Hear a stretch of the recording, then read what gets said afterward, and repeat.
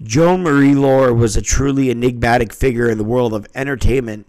From her breakthrough in the wrestling industry to her introduction into reality TV, she captured the attention of millions around the globe with her look and her intimidating presence. Throughout her career, she defied traditional gender norms and paved the way for female athletes in the male-dominated world of professional wrestling. She was a warrior. Chyna's story is one of resilience, innovation, determination, and an ongoing spirit. Despite facing numerous challenges and setbacks, she managed to rise above them and leave a lasting impact on the industry she loved. Her larger-than-life personality and incredible athleticism continue to inspire and influence athletes and entertainers to this day. Her pivotal role in the WWE's Attitude Era in the late 90s boom period was both huge and even to this day I consider underrated.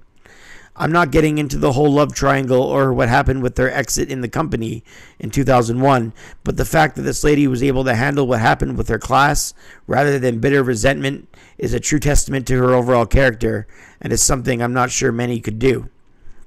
Hey guys, Brett Mix here of my channel Mixer Madness here for another Saturday to do another in memory of video.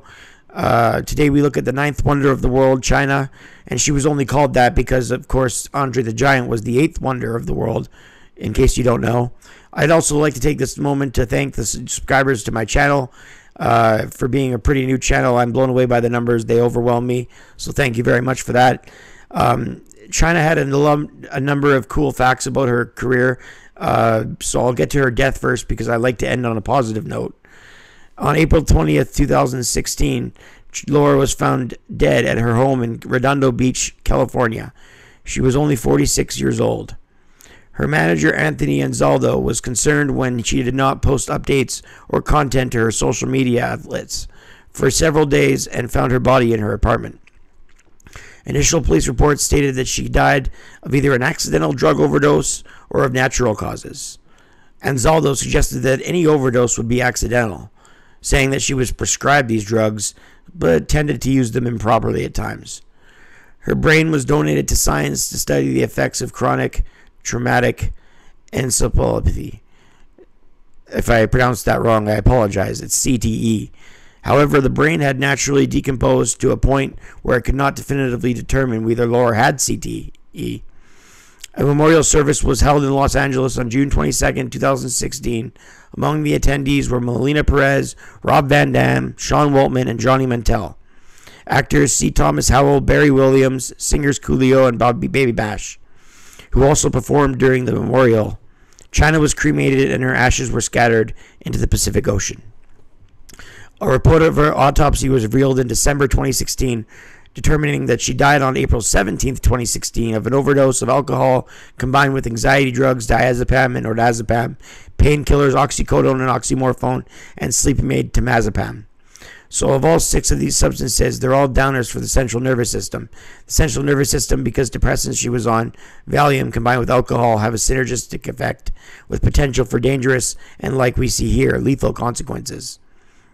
Opiates by themselves, combined with alcohol, can result in slow and arrested breathing, unconsciousness, and death. Mixing them with benzodiazepines like Valium and alcohol, and you're playing too close to the danger zone, which I'm sure she knew was dangerous, but like many, thought she could handle it.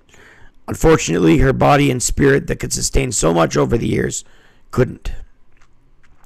It's important for me to make these videos so people can learn from the past mistakes of people and to break the cycle of forgetting and to also pay tribute to a remarkable legacy to the wrestlers who have left this earth too early. I ever thought if I had a wrestling channel, I'd definitely pay tribute to dead wrestlers. Joy did a number of amazing things in wrestling too. She was the first and only woman to hold the Intercontinental title. She was the first and only woman to regularly wrestle with men. She was the first and only woman to enter the King of the Ring, when the title of that is literally meant for a man. She was the first woman to enter the Royal Rumble. She was the original member of DX and the only female member of that group. She posed for Playboy, wrote an autobiography, and was one of the main stars to the WWF's Attitude Era. Chyna was an advocate for animal rights and actively supported organizations that focused on animal welfare. Her love for animals was a significant aspect of her compassionate nature. She pursued a career in acting. Joni starred in The Surreal Life and Celebrity Rehab with Dr. Drew and appeared on shows like Fear Factor and The Weakest Link. Chyna went into the WWE Hall of Fame in 2019 as a member of DX, and bottom line, revolutionized the world of wrestling for women's wrestling. She was arguably the best women's wrestler based on impact of all time. Jim Ross compared her to the WWE to what Ronda Rousey was to UFC. Prior to her wrestling career, Chyna pursued bodybuilding and achieved remarkable success. She won Miss Olympia title in 1996. Though she left this world at the young age of 46, it's important for wrestling fans and people to never forget. Until next time, I'm Brett Mix.